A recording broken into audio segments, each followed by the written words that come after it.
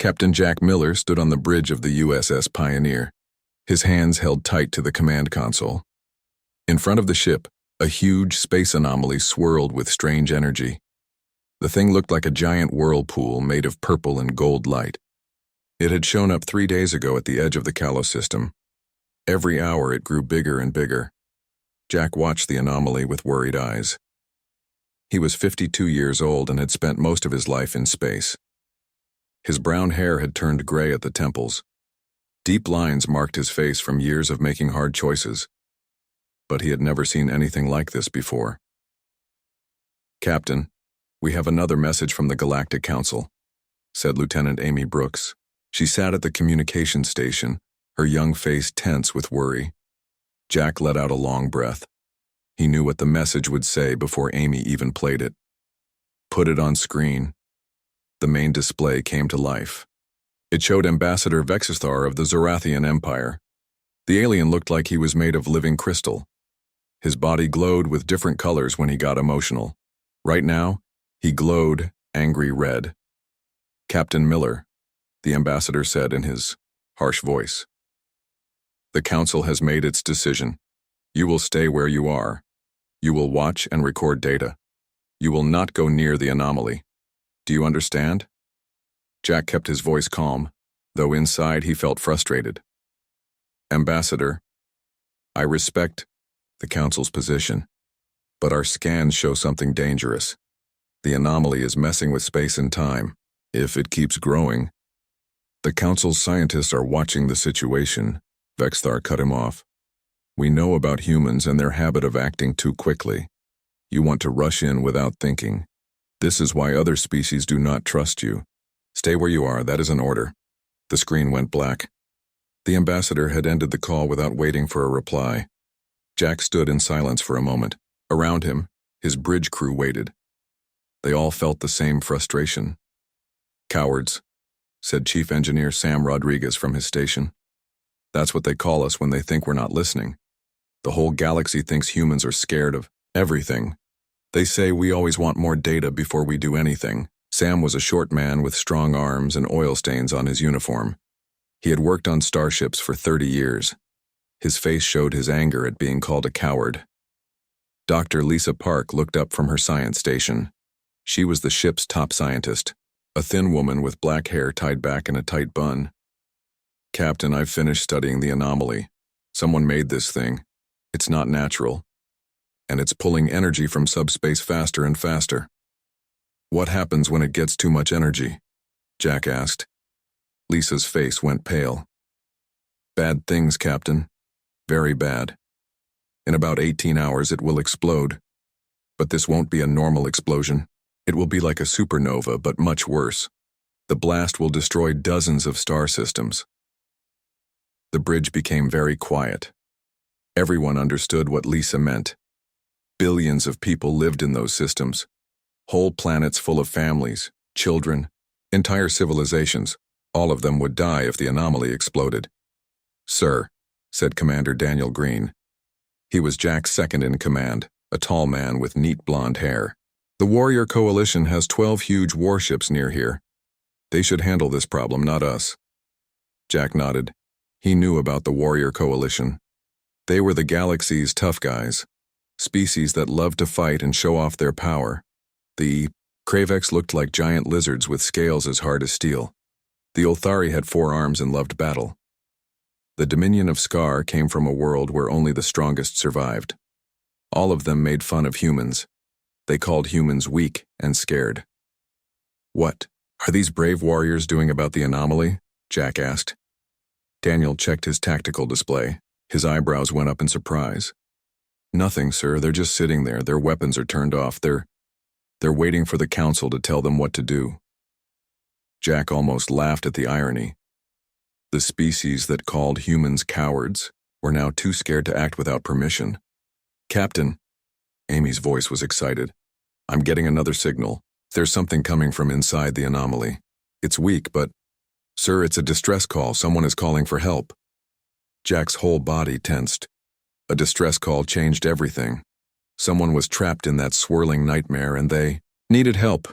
"Can you tell who's sending it?" he asked. Amy shook her head.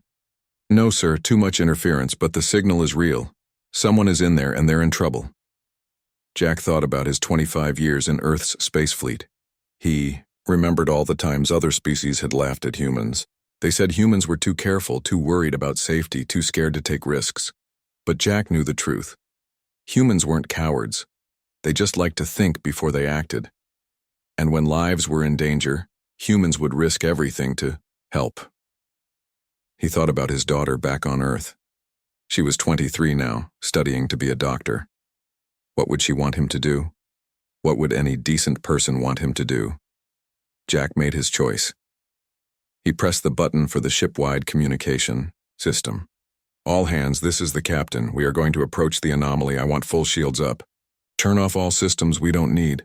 Everyone get ready for emergency procedures. He looked around at his bridge crew. I know what the galaxy thinks of us. They call us cowards. They say we're weak. But right now, we might be the only ones brave, enough to help.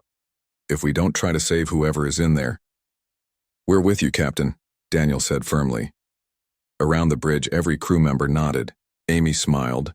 Sam cracked his knuckles. Lisa was already working on calculations. Lisa, find us a safe way into that thing, Jack ordered.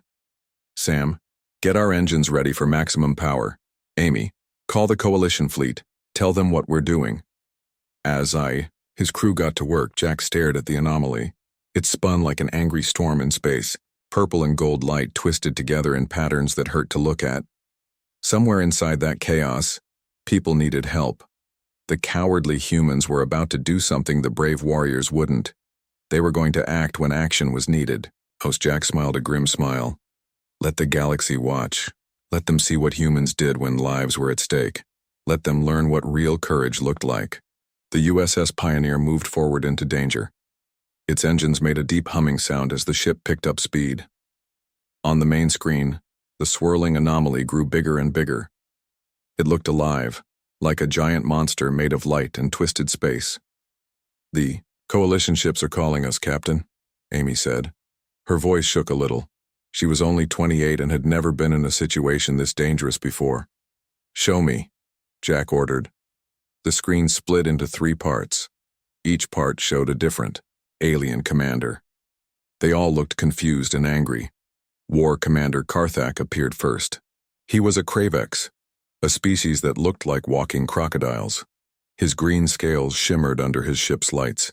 His yellow eyes narrowed as he spoke. Human ship, what are you doing? Karthak's voice sounded like rocks grinding together. The council ordered everyone to stay back. Are you deaf? We heard the order, War Commander, Jack replied calmly. But we also heard a distress signal from inside the anomaly. Someone needs help. The second screen showed Commander Ulthar Voss of the Dominion. He had 4 muscular arms and blue skin. He waved all 4 arms in the air, a gesture that meant he thought Jack was stupid. Stupid humans, Ulthar shouted. You're imagining things. Your weak sensors are playing tricks on you. Turn back before you kill yourselves. The third screen showed Admiral Scar. He came from a warrior species that valued strength above all else. His face looked like it was carved from stone. Our sensors are better than yours, Scar said coldly. We detect nothing. You're chasing ghosts, human. Dr. Lisa Park leaned forward from her science station. She pushed her glasses up her nose. She was one of the few people who still wore them instead of getting eye surgery. Respectfully, sirs, Lisa said. Our data shows the anomaly will explode in less than 17 hours. When it does, everything within 20 light years will be destroyed. Guesswork, Ulthar laughed. It was an ugly sound. Human scientists always see danger where none exists. That's why real warriors don't respect you. The Council's scientists haven't confirmed any threat, Admiral Scar added. Sam Rodriguez couldn't keep quiet anymore. He turned in his chair to face the screen. That's because they're taking too long. By the time they finish talking, we'll all be dead. Jack held up his hand to quiet his engineer. He understood Sam's frustration, but they needed to stay professional. Commanders, Jack said. We're not asking permission. We're telling you our plan. People are trapped in there. We're going to save them. The 3 alien commanders looked at each other. Their faces showed different emotions, disbelief, contempt, and something that might have been shame. War Commander Karthak spoke again. His voice dripped with scorn. "This is why the galaxy laughs at humans. You always imagine you're heroes. You see danger everywhere. You'll probably die for nothing." "Maybe we will," Jack admitted. "But we'd rather die trying than stand by and watch others die." He cut the transmission before they could respond. He didn't have time for more arguments. "We're approaching the anomaly's edge," Daniel reported. The first officer's hands moved quickly over his controls. "Shields at maximum power. All departments report ready." "Lisa, where's our entry point?" Jack asked. Lisa's fingers danced over her console. A 3D model of the anomaly appeared on her screen.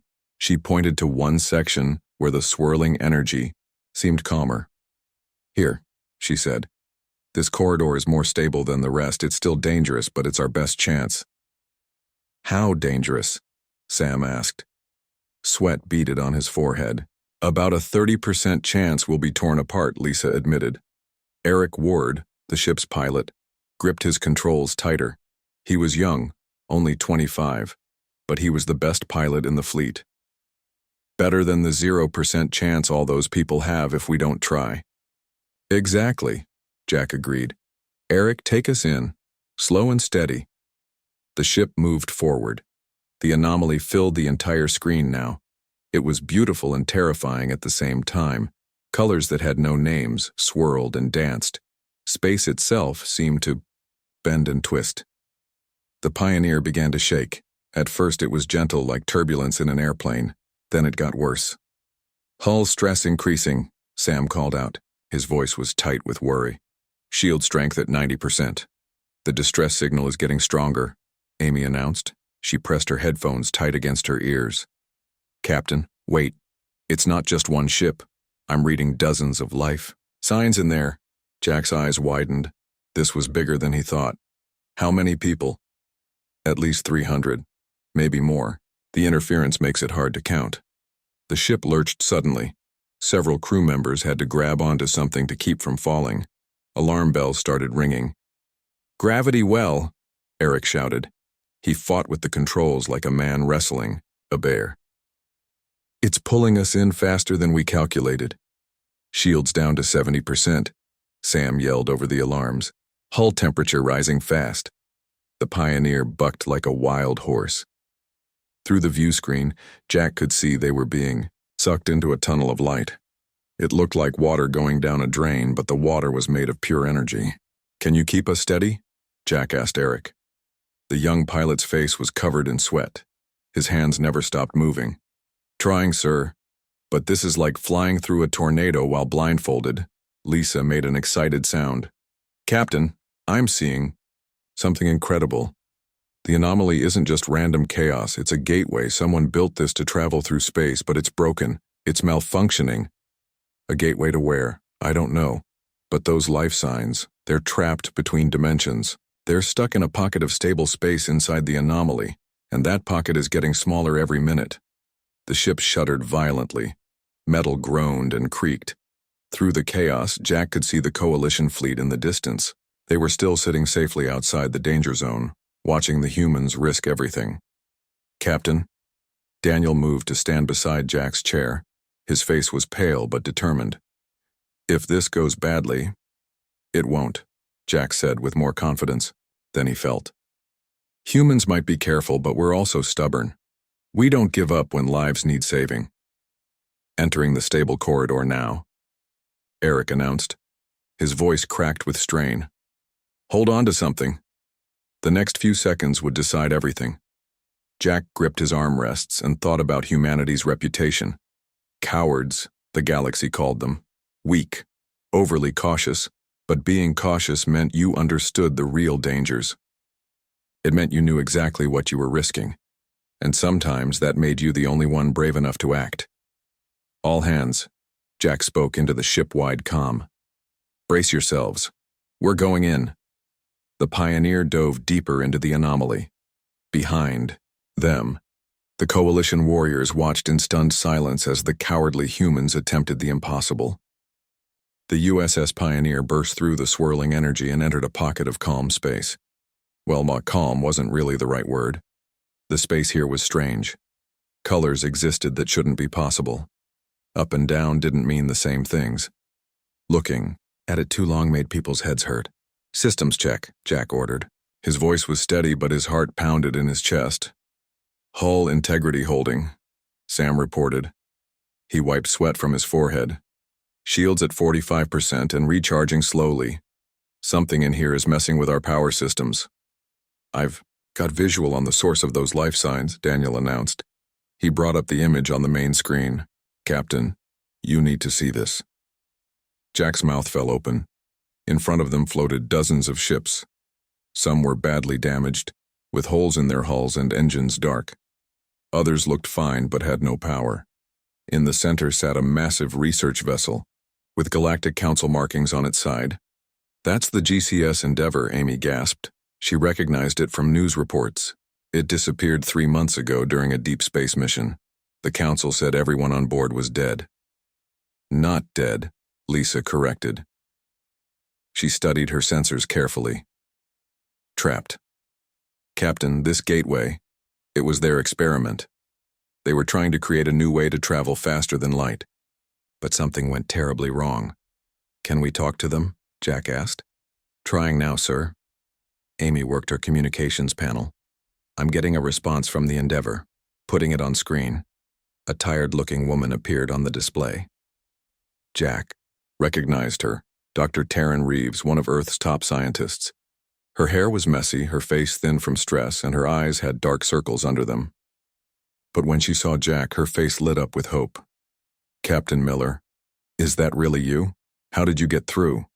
The Council told everyone the anomaly was too dangerous to approach." "Humans don't always follow the Council's orders, Dr. Reeves," Jack replied. "How bad is your situation?" "Very bad," she said. Her voice cracked. "We've been stuck here for 3 months. The gateway broke during its first test. It created this pocket dimension instead of opening a path through space. We survived by sharing food and supplies from all the ships that got pulled in, but the pocket is shrinking. In a few hours, it will collapse completely." "How many survivors?" Jack needed to know what they were dealing with. 347 from different species. Some are coalition military ships that got too close while investigating. Others are civilian vessels that got caught when the gateway first exploded. "Captain, we've been sending distress signals since day one, but everyone was ordered to stay away," Jack finished. He felt anger rise in his chest. All these people left to die because of bureaucracy. "Don't worry, Doctor, we're here now. We'll get you out." Dr. Reeves started to cry. "How? We've tried everything. The gateway's controls melted together. The power core is building toward an explosion. The space distortions make it impossible to fly straight." Lisa had been studying the data while they talked. "Captain, I might have an idea. It's dangerous, but it could work." "More dangerous than doing nothing?" Jack asked. "Good point. The gateway is broken because its power core is stuck in a feedback loop. It keeps feeding energy back into itself, getting stronger and stronger. If we can break that loop, we might stabilize the gateway long enough to evacuate everyone." "What do you need?" "Someone has to go to the gateway's control station and manually reset the power flow. The problem is the control station is at the center of the anomaly, where the distortions are worst." Jack turned to his chief engineer. "Sam, can our shuttles handle those conditions?" Sam shook his head slowly. "Not a chance, Captain. They'd be torn to pieces before they got halfway there. The gravitational forces would crush them like tin cans. Then we'll have to take the Pioneer itself," Jack decided. The bridge crew looked at each other. Taking their ship into the heart of the anomaly was almost suicide. The chances of survival were tiny. "Sir," Daniel said carefully, "the odds of success are better than the odds these people have if we don't try," Jack interrupted. He turned on the ship-wide communication system. "All hands, this is the captain. Prepare for emergency operations. We're going deeper into the anomaly to save over 300 lives. I won't lie, this is extremely dangerous. But this is what humans do. When everyone else steps back, we step forward. When everyone else gives up, we keep trying. He turned back to the screen. Dr. Reeves, tell everyone to get ready. We're coming for you. Tears ran down her face. Captain Miller, the council was right about one thing. Humans are different from other species, but not in the way they think. The Pioneer began moving toward the center of the anomaly. The space around them got even stranger. Reality seemed to bend and twist. Colors that couldn't exist swirled past the windows. Amy's console lit up with incoming messages. Captain, I'm getting signals from the trapped ships. They're amazed. We're here. A Kravex commander says he can't believe weak humans are trying what his own warriors wouldn't dare. Let them watch, Jack said quietly. Let them all see what cowardly humans do when lives are on the line. The ship shook as they pushed deeper. Through the view screen, they could see the gateway's core. It was a massive structure that seemed to exist in several dimensions at once. Looking at it made everyone's eyes water. Spatial distortions increasing, Eric reported. His hands flew over the controls. This is like flying through an earthquake. Shields at 30%, Sam added. His voice was tight with worry. The hull is taking serious stress. But Jack didn't waver. This was humanity's moment. Not to prove they were better than other species, but to show what real courage looked like. Courage wasn't about not feeling fear. It was about acting despite your fear. Steady as she goes, he ordered. Those people are counting on us. Unknown too, the Pioneer's crew. Something amazing was happening behind them. The Coalition fleet had moved closer to the anomaly. The alien commanders who had mocked human cowardice were now watching in stunned silence as those same humans attempted the impossible. War Commander Karthak stood on his bridge. His clawed hands gripped his command console so tight it cracked. Are they insane? He muttered. No, his second-in-command replied quietly. They're human. And perhaps we've been wrong about them all along. The USS Pioneer pushed forward into the nightmare of twisted space. 347 lives hung in the balance, and the cowardly humans were the only ones brave enough to save them. The USS Pioneer shook like a leaf in a storm. Every piece of metal in the ship groaned and creaked. The bridge lights flickered on and off, making scary shadows on the walls. 20,000 meters to target, Eric called out. His hands hurt from gripping the controls so tight. Sweat dripped down his face. Captain, the space distortions are getting worse. I have to change our course every few seconds just to keep us going straight. Shields at 22% and falling fast, Sam reported. His voice was tight with fear. I'm sending power from everywhere I can, but we're using it up too quickly. Jack held onto his armrests as another wave hit them. Through the view screen, he could see the gateway's core. It was a nightmare come to life, a twisted mess of metal and energy that seemed to exist in many places at once. Looking at it made his head spin. Lisa, tell me what we're dealing with, Jack ordered.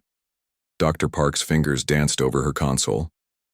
Her face was white with fear, but her voice stayed calm. The power core is in cascade failure, Captain. It's pulling energy from subspace and feeding it back into itself. If we don't stop it in the next 15 minutes, it will create a quantum singularity. Everything within 50 light-years will be destroyed. How do we stop it? We need to overload specific power conduits in a perfect sequence. It's like defusing a bomb, but the bomb is the size of a space station. Someone has to go out there and do it by hand. The automatic systems are completely fried. I'll go, Sam volunteered right away. He was already standing up from his station. No, Jack said firmly. I need you here to keep our ship from falling apart. Daniel, put together a team. Get our best engineers. Before Daniel could answer, Amy's console lit up like a Christmas tree. Captain, I'm getting multiple messages from the Coalition fleet. They're moving closer to the anomaly. Show me. The screen split into 3 parts. The alien commanders looked different now. Gone was their mockery and contempt. In its place, Jack saw something he'd never seen on alien faces before. Respect, mixed with disbelief. War Commander Karthak spoke first. His voice was quiet, almost humble. "Captain Miller, we've been watching your progress. What you're attempting, it goes against everything we know about military tactics." "Sometimes tactics aren't enough, Commander," Jack replied. "Sometimes you just have to do what's right." Admiral Scar leaned forward in his chair. "Our computers say your chance of success is less than 12%. You're risking your ship and crew for strangers." "They're not strangers," Jack said, firmly. "They're people who need help, that's all that matters." Commander Ulthar Voss raised all four of his arms in salute. "The Dominion fleet stands ready to assist.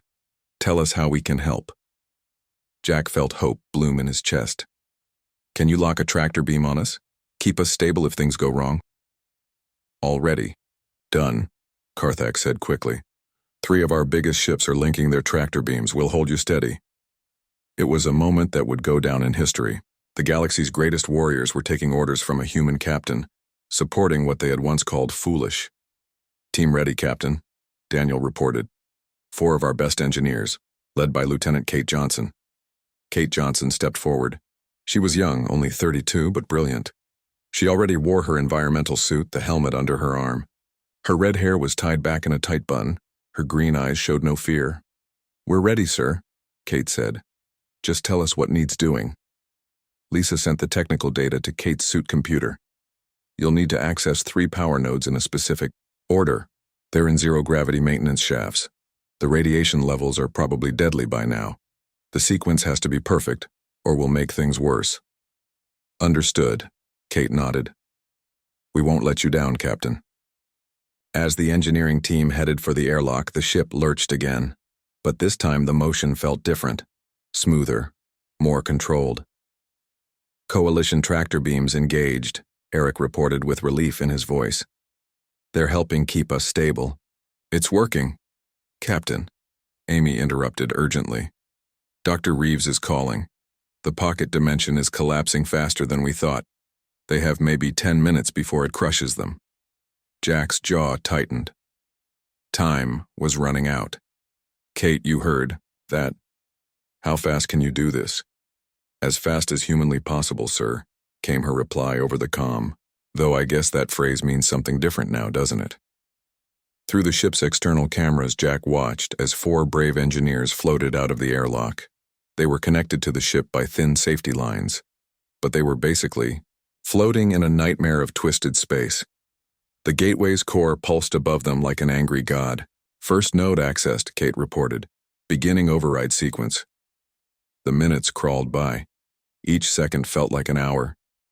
The engineers had to fight against killing radiation, space that bent in impossible ways, and the constant danger of being ripped away from the ship. "Second node complete." Kate's voice came through heavy static. "Moving to final position." Suddenly, every alarm on the bridge started screaming. "Massive energy surge from the core," Lisa shouted. "It's entering final. Cascade." "We have less than 5 minutes." "Shields at 15%, Sam added. "The tractor beams are helping, but we're still taking massive damage." Jack made a hard choice. All available power to shields. Take it from everywhere else. "But Captain," Sam protested, "that'll leave us with no engine power. If something goes wrong, do it." The lights dimmed to emergency levels. The bridge became dark except for the glow of control panels. Kate's voice crackled through the comm, barely audible. "Final node accessed. Beginning sequence. Just need 30 more seconds." But they didn't have 30 seconds. The gateway's core suddenly blazed with blinding light. A massive wave of energy exploded outward like a tsunami made of pure power. "Brace for impact," Jack shouted. The energy wave hit them like a giant's fist. The ship spun wildly. Jack heard the terrible sound of metal tearing, of systems failing. Through the chaos, he could barely hear Kate's voice. "Sequence complete. It's working. The feedback loop is breaking." And incredibly, impossibly, she was right. The gateway's wild pulsing began to slow down. Its energy output started dropping. The pocket dimension stopped shrinking. "We did it," Lisa breathed. She couldn't believe it. "The gateway is stabilizing. It's creating a temporary corridor. We can evacuate everyone." But their victory came with a terrible price. As the Pioneer stopped spinning, damage reports flooded in. "Hull breaches on decks 4 through 7, Daniel reported grimly. "Multiple casualties.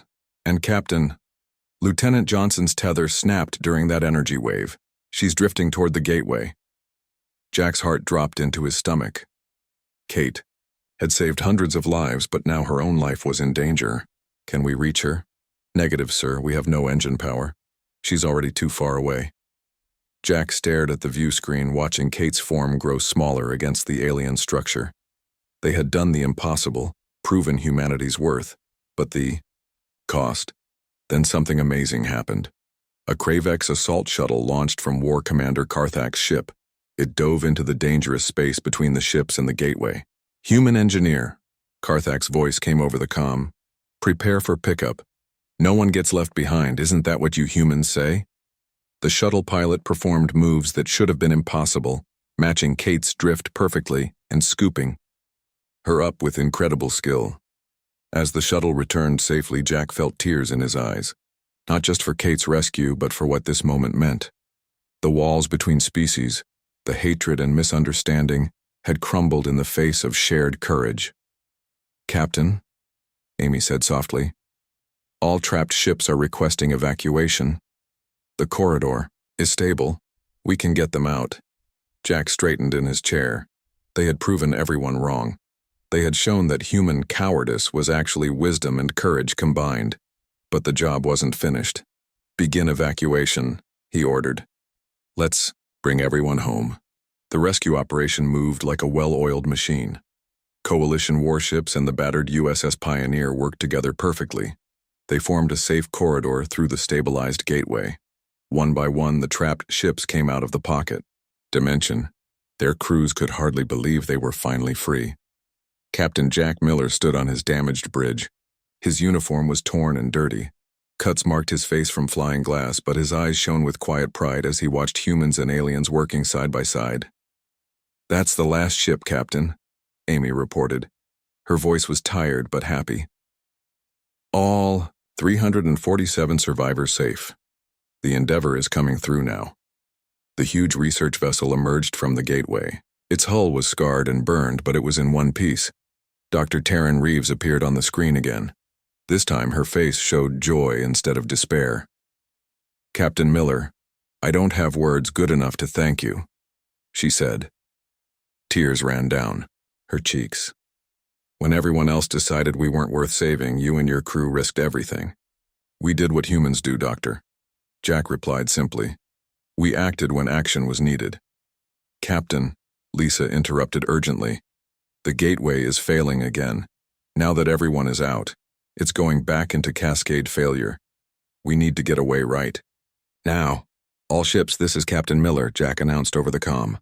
"Emergency withdrawal. Get as far away as you can." The fleet scattered like birds before a storm.